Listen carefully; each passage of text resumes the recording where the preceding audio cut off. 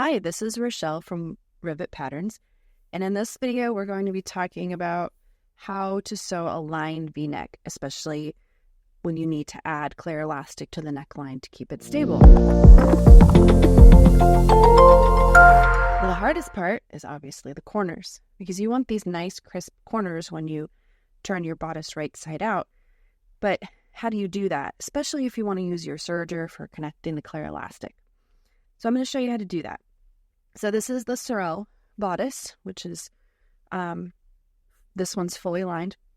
And this is the Sweetheart neckline. If you notice, this is a V. That's a V.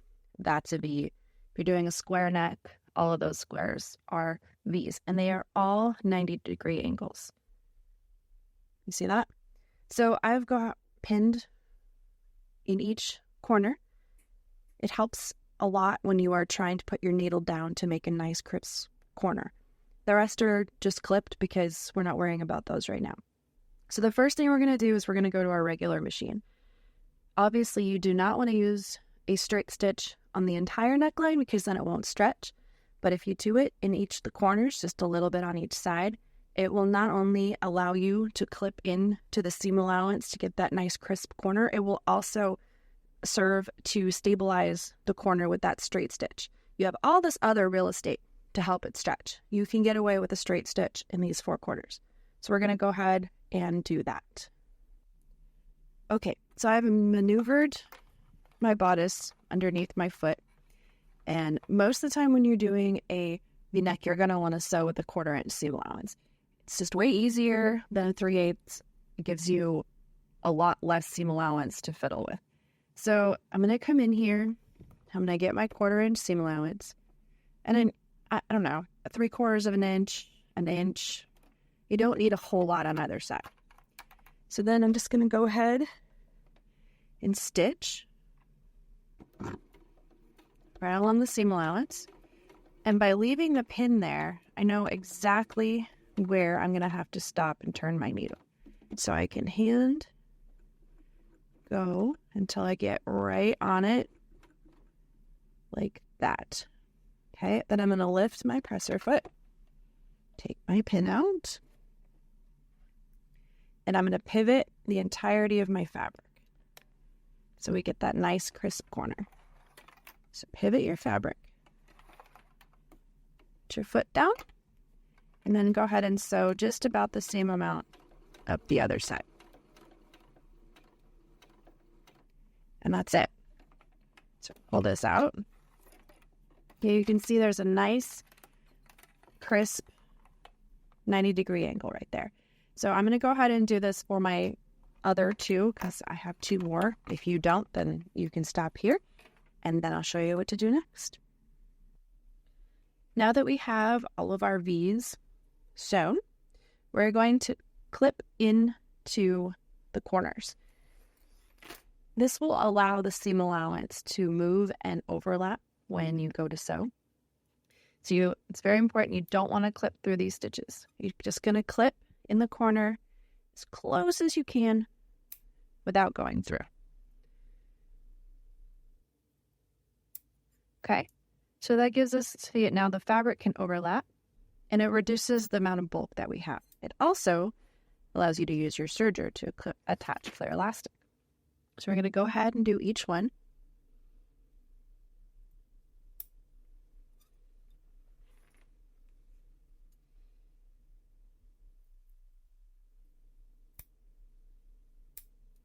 Okay.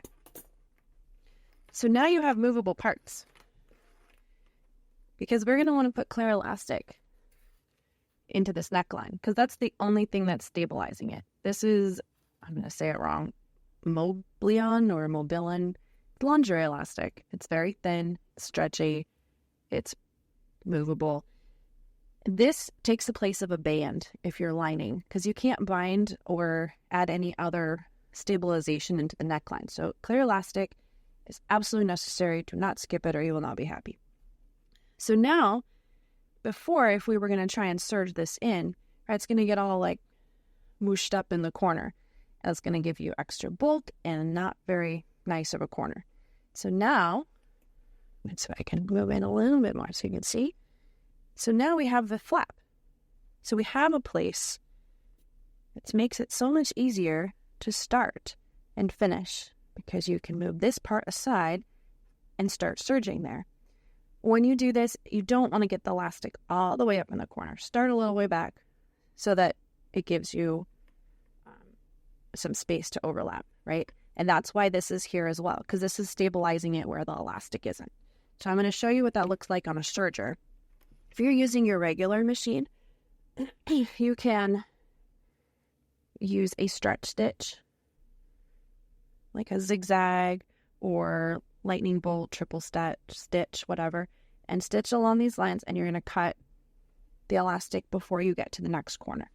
So I'm going to head over to my serger and I will show you what that looks like.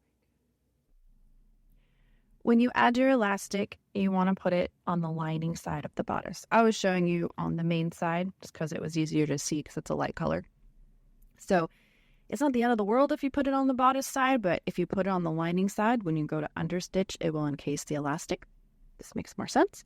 So to start, I move it away. This is the lace-up version, view B of the sorrel. So these seams are going to get sewn at some point, so I'm going to keep this knot from going all the way to the seam allowance because I don't like elastic in my seam allowances. Okay, so I've put it in place with a piece of Wonder Tape because I hate starting clear elastic. So let's see if it works. Sometimes it fights me. It gets it started.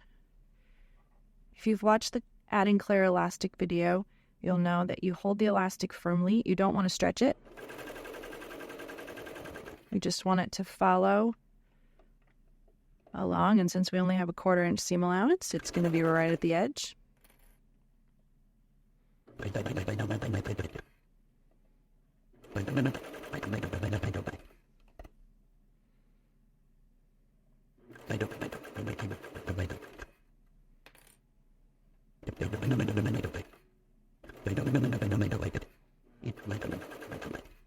Just go slow. Position your fabric. And then when you get to where your snip is, so like I said, I don't want it all the way in here. So this is about where I stop and snip. And then, see, now you can hold this flap out of the way. Get that in there. And go ahead and finish.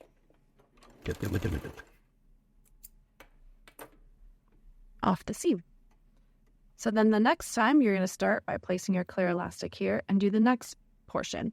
You might have 3 portions, you might have 5 portions, you might have 1. This depends on what you're doing. But then you just start here and you finish off. I've got my clear elastic attached throughout the entire neckline. You can see there's minimal distortion, which means that I was pretty good about not stretching either my fabric or my elastic. I'm going to give this a gentle press just to make sure it's nice and flat. And then I'm going to understitch. If you are not familiar with understitching, I will link a video on how to do it in the comments below. The advantage of what we just did, it also allows you to understitch. Understitching is when you are attaching the seam allowance to the lining. So when you turn everything inside out, it wants to pull the seam allowance to the inside. It keeps the neckline from rolling and the lining hidden. That's, ideally how it works. Of course, it's not always perfect, but so I'm going to go ahead and understitch this, and then I'm going to turn it right side out and give it a good press, and I'll show you what the final step looks like. So here's my bodice understitched. So you can see I've sewn the lining. The seam allowance is sewn to the lining. One note about understitching V-necks. So when we were sewing this, we did this V, put our needle down, and then went up the other side and then snip this. So you have to be cautious of that V when you're understitching as well. If you feel confident, you can go into the corner, put your needle down, and then continue and catch the next section. I backstitch and cut my thread and then reposition my fabric entirely with the next piece. A lot of times that means that the understitching doesn't get right into the corner, but then when I go to press, those pieces will nicely overlap. I'm going to go ahead and press, and I'll show you the final product. Here it is, freshly pressed. You can see the corners are nice, lays flat. Steam is definitely your friend when you are pressing. Once you've got that done, you can continue on your construction.